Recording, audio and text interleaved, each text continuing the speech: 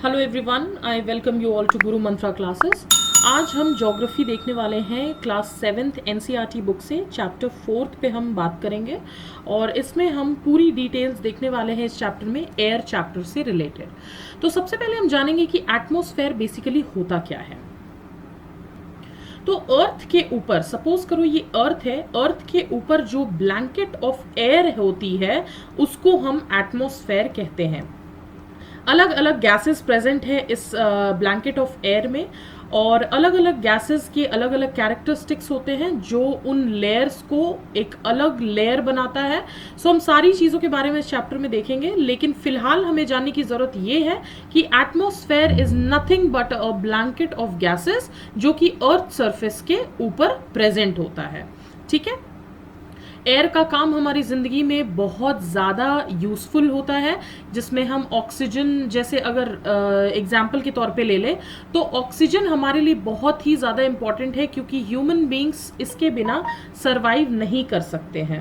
उसी तरीके से कार्बन डाइऑक्साइड की अगर हम बात करें तो कार्बन डाइऑक्साइड भी उसी तरीके से बहुत ही ज़्यादा इम्पॉर्टेंट होता है प्लांट स्पीसीज के लिए। और नाइट्रोजन ले लें या फिर बाकी जो भी गैसेस हैं जो कि हमारे काम आती हैं, अगर प्रॉपर क्वांटिटी में प्रेजेंट हो तो वो हमारे काम आती है, अगर वो ज़्यादा क्वांटिटी में बढ़ जाए तो वो हमारे लिए हार्मफुल होती हैं। तो इस चैप्टर में भी यही सारी चीज़ें दी हुई है। तो हमने बचपन से पढ़ा है कि जो एटमॉस्फेयर का कॉम्पोजिशन है उसमें 78% हमें नाइट्रोजन देखने को मिलता है, जो सबसे ज़्यादा अबंडेंट मात्रा में प्रेजेंट है एटमॉस्फेयर में। उसके बाद हमें 21% ऑक्सीजन देखने को मिलता है और 1% अदर गैसेस जिसको हम कहते हैं, उसमें ही आपका आर्गन, कार्बन डाइऑक्साइड, ये सारी चीज़ें आपको देखने को मिलती हैं। ठीक है, पहले हम थोड़ा सा बात कर लेते हैं ग्लोबल वार्मिंग की, कि ग्लोबल वार्मिंग होता क्या है बेसिकली। तो इसमें होता क्या है एग्जैक्टली कि जो कार्बन डाइऑक्साइड प्रेजेंट होता है एटमॉस्फेयर में वो ग्रीन हाउस इफेक्ट क्रिएट करता है by trapping the heat radiated from the earth. तो क्या होता है कि सपोज करो ये आपका अर्थ है और ये सन है, ठीक है। तो सन की रेज आ तो गई बट वो वापस नहीं जा पाएगी क्योंकि यहाँ पे कार्बन डाइऑक्साइड और ऐसे ग्रीन हाउस गैसेस प्रेजेंट है। तो बेसिकली होता क्या है कि सन की रेडिएशन आने के बाद उसको अपना काम करने के बाद वापस भी जाना होता है, नहीं तो उससे अर्थ सरफेस जो है वो बहुत ही ज़्यादा हीट अप हो जाती है। तो उससे क्या होता है, अगर ये जो सरफेस है यहाँ पे अगर हमारे ग्रीन हाउस गैसेस प्रेजेंट है, जैसे कार्बन डाइऑक्साइड बहुत इंपॉर्टेंटली, तो क्या होगा, ये गैसेस जो आ गई हैं ये वापस नहीं जा पाएंगी, और अगर ये वापस नहीं जा पाएगी तो ये अर्थ सरफेस को और ज़्यादा हीट अप करेगी और उसकी वजह से क्या होगा, हमें बहुत ही ज़्यादा हीट का सामना करना पड़ेगा। ठीक है, तो इसको ग्रीन हाउस गैस कहते हैं। ठीक है, इसको मैं जरा सा रब कर लेती हूँ।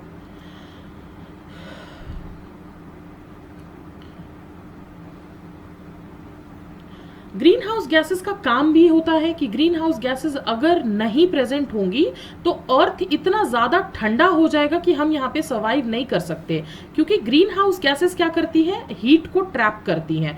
अब अगर सपोज करो जो सन है उसकी हीट आई अर्थ पे और कुछ ट्रैप हुई और कुछ वापस चली गई, ठीक है, तो जितना ट्रैप हुआ वो हीट जो है वो सर्वाइवल में हेल्प करेगा, क्योंकि हमें गर्मी भी थोड़ी मात्रा में चाहिए ताकि हम सर्वाइव कर सकें। अगर सपोज करो ये ग्रीन हाउस गैसेस प्रेजेंट ही नहीं है तो क्या होगा, यहाँ पे जितनी हीट आएगी उतनी हीट वापस रेडिएट हो जाएगी और उसकी वजह से यहाँ पे हीट बिल्कुल भी अर्थ सरफेस पे प्रेजेंट नहीं होगा, जिसकी वजह से यहाँ पे बहुत ज़्यादा कोल्ड एटमॉस्फेयर हो जाएगा और ये सर्वाइवल के लिए मुश्किल हो जाएगा। ठीक है, ना प्लांट्स थ्राइव कर सकेंगे, ना ही एनिमल्स और ह्यूमंस। ठीक है, तो जैसे जैसे ये ग्रीन हाउस गैसेस बढ़ते चले जाएंगे वैसे वैसे हीट ट्रैप ज्यादा होता चला जाएगा, और ज्यादा अगर हीट ट्रैप होता है तो उससे अर्थ का टेम्परेचर बढ़ता है, जिसे हम ग्लोबल वार्मिंग कहते हैं। यानी कि पूरे ग्लोब पे वार्म टेम्परेचर, यानी कि गर्म हॉट टेम्परेचर आ चुका है। ठीक है, इससे क्या होगा, अगर ग्लोबल वार्मिंग होता है ज़्यादा मात्रा में तो जो भी ग्लेशियर्स हैं, जो भी आइस कैप्स हैं, वो मेल्ट करनी शुरू हो जाएगी, और अगर ये मेल्ट करेंगी तो उससे वाटर लेवल जो है वो राइज करेगा। वाटर लेवल राइज करेगा तो जो भी ऐसे कॉन्टिनेंट्स हैं जो कि आपके पानी से घिरे हुए हैं, वो कॉन्टिनेंट्स पानी में सबमर्ज कर जाएंगे और ह्यूमन लाइफ का लॉस होगा। ठीक है, तो काफ़ी बहुत सारे ऐसी चीज़ें हैं जो हम सोच भी नहीं सकते, वैसी वैसी चीज़ें हो सकती है ग्लोबल वार्मिंग से। सबसे पहले तो ह्यूमन लाइफ का लॉस होगा, जो कि अच्छा नहीं है। ठीक है, तो ग्लोबल वार्मिंग को हमें रोकना है। आगे बढ़ते हैं, तो हमने देखा कॉम्पोजिशन ऑफ एयर में हमें क्या क्या देखने को मिलता है। सबसे ज़्यादा अबंडेंट क्वांटिटी में नाइट्रोजन हमें देखने को मिलता है, और ऑक्सीजन 21% और 1% में ये बाकी के गैसेस आपको देखने को मिलते हैं। ठीक है, जिसमें कि हीलियम, ओजोन, आर्गन, हाइड्रोजन जैसी चीज़ें छोटे छोटे क्वांटिटीज़ में पाई जाती हैं। ठीक है, एटमॉस्फेयर में डस्ट भी प्रेजेंट होता है। ठीक है, और ये आपको 1% वाले ही चार्ट में आपको देखने को मिलेगा। ठीक है, यानी कि 1% में ही सारी चीज़ें मौजूद होती है। सबसे ज़्यादा अबंडेंट क्वांटिटी में नाइट्रोजन है, और अगर हम नाइट्रोजन को इनहेल करते हैं, ठीक है, मतलब एग्जैक्टली तो हम करते ही हैं, क्योंकि एटमॉस्फेयर में प्रेजेंट अगर नाइट्रोजन है तो हम इनहेल तो इसको करेंगे ही। प्लांट्स भी नाइट्रोजन को इनहेल करते हैं। ठीक है, और प्लांट्स के लिए तो ये बहुत ही ज़्यादा इंपॉर्टेंट होता है नाइट्रोजन सर्वाइवल के लिए। ठीक है, लेकिन नाइट्रोजन को वो डायरेक्टली एयर से ले नहीं सकते, उसके लिए उसको नाइट्रोजन को तोड़ना पड़ता है। ठीक है, ये टूटते कैसे हैं? जो भी सॉइल में बैक्टीरिया प्रेजेंट होता है, वो बैक्टीरिया हेल्प करता है नाइट्रोजन को तोड़ने में, और उसके बाद रूट्स जो है, प्लांट के रूट्स जो हैं, वो नाइट्रोजन को प्लांट्स के लेने लायक बना देते हैं। ठीक है, तो take nitrogen from the air and change it to form so that plants can use it. तो उसके बाद जो नाइट्रोजन है, जब वो ब्रेक कर जाता है, जो कि प्लांट्स के लेने लायक बन जाता है रूट्स के थ्रू, तो फिर प्लांट्स उसको यूज करते हैं। ऑक्सीजन आपको पता है कितना इंपॉर्टेंट है। जो भी ग्रीन प्लांट्स हैं वो ऑक्सीजन प्रोड्यूस करते हैं फोटोसिंथेसिस के टाइम पे, और यही ऑक्सीजन हम ब्रीदिंग पर्पज से यूज करते हैं। ठीक है, अगर हम ट्रीज को कट करते हैं ज़्यादा अमाउंट में, तो इससे डिसबैलेंस हो जाता है, और फिर ऑक्सीजन कम रहेगा, कार्बन डाइऑक्साइड ज़्यादा बढ़ जाएगा एटमॉस्फेयर में, जो ह्यूमन के सर्वाइवल के लिए खतरनाक है। ठीक है, कार्बन डाइऑक्साइड आपको पता है कि ये भी एक इम्पॉर्टेंट गैस है, लेकिन तब तक जब तक वो अबंडेंट क्वांटिटी में नहीं, मतलब एक प्रॉपर क्वांटिटी में नहीं है। अगर ज़्यादा क्वांटिटी में है तो ये प्रॉब्लम करेगी, अगर नॉर्मल क्वांटिटी में है तो ये यूजफुल होगी। कोई भी चीज़ देखिए एक्सेस क्वांटिटी में अगर होती है तो वो आपके लिए खराब ही होती है। ठीक है, अगर हम पेड़ काटते हैं, पेड़ जलाते हैं, बहुत ज़्यादा फैक्ट्री से स्मोक वगैरह अगर निकालते हैं, तो ये सब कार्बन डाइऑक्साइड बढ़ाने का काम करती हैं। ठीक है, अब मैं आपको एक चीज़ बताती हूँ जो कि इस चैप्टर में काफ़ी रेलेवेंट है, जो आगे अभी आपको काम आएगा। हमें ये चीज़ तो पता है कि जो हवा होती है, जो सपोज करो यहाँ पे एयर है, ठीक है, अगर ये हवा गर्म हो जाती है, ठीक है, तो गर्म होने के कारण क्या होता है, वो हल्की हो जाती है। आपने कभी भी बर्तन चढ़ाया होगा, बर्तन में पानी होगा और उसको हीट अप किया होगा। हीट अप करने पे जो स्मोक होता है, स्टीम होता है, स्टीम क्या होता है, वो हमेशा ऊपर की तरफ बढ़ता है। ऊपर की तरफ क्यों बढ़ता है? क्योंकि स्टीम लाइटर हो जाती है, यानी हल्की हो जाती है, और हल्की होने के बाद वो ऊपर की ओर बढ़ती है। ठीक है, कोई भी चीज जो भी हैवी होगा वो नीचे आएगा और लाइट चीजें ऊपर जाएंगी। ठीक है, ये नॉर्मल फिनोमेना है। तो क्या होता है, जब एयर गर्म हो जाता है तो वो एक्सपैंड करने लग जाता है, फूल जाता है और लाइट हो जाता है, जिसकी वजह से वो ऊपर की तरफ बढ़ने लगता है। ठीक है, उसी तरीके से अगर कोल्ड एयर है तो कोल्ड एयर आपको पता है भारी होगी, डेंस होगी और हैवी होगी, और वो हमेशा नीचे आएगी। ठीक है, तो हॉट एयर राइज करता है और कोल्ड एयर क्या करता है, जैसे कि यहाँ पे सपोज करो एयर था ये, ठीक है, ये गर्म हुआ, ये ऊपर चला गया, तो तुरंत जैसे ही ये ऊपर गया, ठंडी हवा इसकी जगह लेने की कोशिश करेगी, फिर ये भी गर्म हो जाएगा, ऊपर चला जाएगा, और कहीं से ठंडी हवा फिर से उसकी जगह लेने की कोशिश करेगी। और इसी एयर सर्कुलेशन को हम क्या कहेंगे, आगे हम देखेंगे इस चीज को। ठीक है, तो ये बात आप ध्यान में रखना जो मैंने अभी आपको बताया है। ठीक है, ये कुछ न्यूज़पेपर की कटिंग्स है जो ग्लोबल वार्मिंग को दिखा रही है आपको, आप ये इसको एक बार पढ़ लेना। फिर सबसे इंपॉर्टेंट जो है, हमने एटमॉस्फेयर को उसके स्ट्रक्चर के हिसाब से हमने डिवाइड किया है। ठीक है, क्या चीज़ें हैं, हमने एटमॉस्फेयर को 5 अलग अलग लेयर्स में डिवाइड किया है। एक को कहते हैं हम ट्रोपोस्फेयर, दूसरे को कहते हैं स्ट्रेटोस्फेयर, तीसरे को कहते हैं मीजोस्फेयर, थर्मोस्फेयर, और उसके बाद फिर आता है आपका एक्सोस्फेयर। ठीक ठीक है, अलग अलग लेयर्स के अलग अलग कैरेक्टरिस्टिक्स होते हैं, ये हम इस चैप्टर में देखेंगे अभी। तो ट्रोपोस्फेयर क्या होता है, ये अर्थ के सरफेस से सबसे नजदीक होगा, क्योंकि ये अर्थ अगर सरफेस है तो अर्थ के सरफेस से सबसे नजदीक कौन सा लेयर होगा, आपका ट्रोपोस्फेयर होगा। ठीक है, तो जितने भी वेदर लाइक कंडीशंस होंगी, क्लाउड्स बनेंगे, ये सारी चीजें इसी लेयर में आपकी बनेंगी, है ना, आप इसको देख सकते हो। और इसकी जो हाइट होगी वो लगभग आपकी 13 किलोमीटर की होगी। ठीक है, तो अगर ये अर्थ सरफेस है तो जो ट्रोपोस्फेयर की हाइट होगी टोटल वो लगभग 13 किलोमीटर की होगी। ठीक है, सारे वेदर लाइक फिनोमेना, रेनफॉल और ये सारी चीजें हमें इसी लेयर में देखने को मिलती है। ठीक है, और आपको मैंने बहुत सारे लेक्चर्स में ये बताया है कि हम जैसे जैसे ऊपर बढ़ते हैं वैसे वैसे टेम्परेचर जो है वो ड्रॉप करता है, यानी टेम्परेचर कम होता है। तो विथ हाइट, जैसे जैसे हाइट बढ़ती है वैसे वैसे टेम्परेचर कम होता है। ये फिनोमेना हम लोग सभी को पता होगा आई गेस, क्योंकि सपोज करो आप पहाड़ों पे जाते हो तो वहां पे हवा जो है वो ठंडी होती है। ठीक है, वो इसलिए होती है क्योंकि हाइट बढ़ने के कारण क्या होता है, टेम्परेचर घट जाता है। दूसरा लेयर जो मैं आपको बताने जा रही हूं वो है स्ट्रेटोस्फेयर। यहाँ पे पर ऑपोजिट होता है, यहाँ पे आप हाइट जैसे जैसे स्ट्रेटोस्फेयर के ऊपर ऊपर आप जाते जाओगे वैसे वैसे टेम्परेचर आपका इंक्रीज करता है। याद रखना, मैंने अभी आपको बताया कि ट्रोपोस्फेयर में क्या होता है, अगर आप जैसे जैसे ऊपर जाते हो ट्रोपोस्फेयर के तो आपका जो टेम्परेचर है वो डिक्रीज करता है, बट स्ट्रेटोस्फेयर जो है वहां पे ऑपोजिट होता है। आप जैसे जैसे स्ट्रेटोस्फेयर में ऊपर जाते जाते हो वहां पे टेम्परेचर इंक्रीज करता है।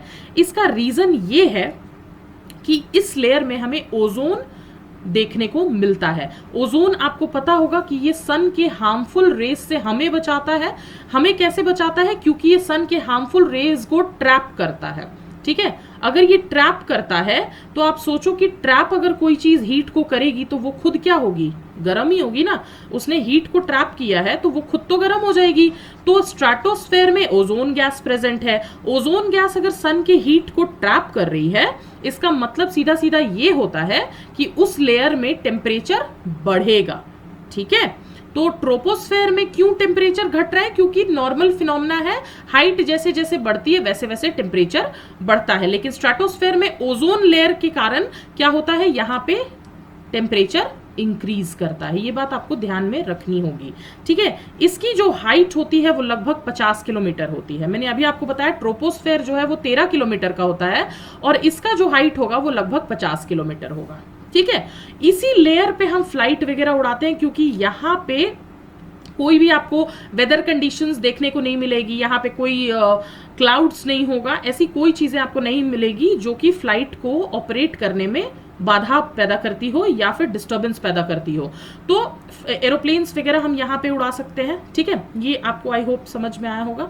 यहाँ पे ओजोन लेयर है, आप इसको कभी मत भूलना। ये जो है ये ट्रोपोस्फेयर है और ये स्ट्रेटोस्फेयर है आपका। ठीक है, तो ये चीजें आप ध्यान में रखना। फिर आता है मीजोस्फेयर। अगेन मीजोस्फेयर में क्या होता है, जैसे जैसे आप हाइट बढ़ाते हो वैसे वैसे टेम्परेचर आपका क्या हो रहा है, टेम्परेचर डिक्रीज करता है। ठीक है, तो ट्रोपोस्फेयर में क्या था, हाइट बढ़ रहा है तो टेम्परेचर डिक्रीज हो रहा है। स्ट्रेटोस्फेयर में हाइट बढ़ रहा है तो टेम्परेचर भी बढ़ रहा है। और मीजोस्फेयर में क्या हो रहा है, हाइट बढ़ रही है तो टेम्परेचर डिक्रीज कर रही है। ठीक है, एक बार ऑपोजिट, ऑल्टरनेटिवली ऑपोजिट। ठीक है, इसकी जो हाइट होगी वो लगभग 80 किलोमीटर्स होगी। और इस लेयर में जो भी मीटियोराइट्स आती हैं, मीटियोराइट्स तो आपको पता ही होगा, अर्थ सरफेस तक अगर जो भी मीटियोराइट्स आने की कोशिश करती है वो इसी लेयर में आ करके और जल जाती है। ठीक है, तो मीजोस्फेयर से मीटियोराइट्स आपको याद रखना है। ठीक है, फिर आते हैं थर्मोस्फेयर पे। थर्मोस्फेयर क्या है, यहाँ पे अगेन ऑपोजिट है कि आप जैसे जैसे हाइट बढ़ाओगे टेम्परेचर यहाँ का बढ़ता चला जाएगा। इसका रीजन ये है कि यहाँ पे हमें आयंस देखने को मिलते हैं। ठीक है, पॉजिटिव और नेगेटिव चार्जेस। तो पॉजिटिव और नेगेटिव चार्जेस जब आपस में भिड़ते हैं, कोलिजन होता है जब इनका, तो इससे फ्रिक्शन पैदा होता है और फ्रिक्शन के कारण हीट डेवलप होता है। ठीक है, तो थर्मोस्फेयर जो है इसमें क्या होता है, ऑपोजिट होता है, हाइट बढ़ रही है तो टेम्परेचर भी बढ़ रहा है। ठीक है, आगे बढ़ते हैं।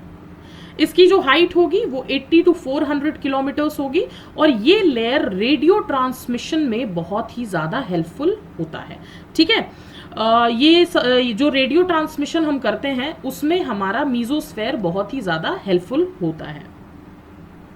क्योंकि इस लेयर से जो भी रेडियो वेव्स हम भेजते हैं, सपोज करो ये आपका जो है ये सेंडर है और यहाँ पे आपका मीजोस्फेयर है और यहाँ पे आपका रिसीवर है, ये दिल्ली है, ये मुंबई है, ठीक है।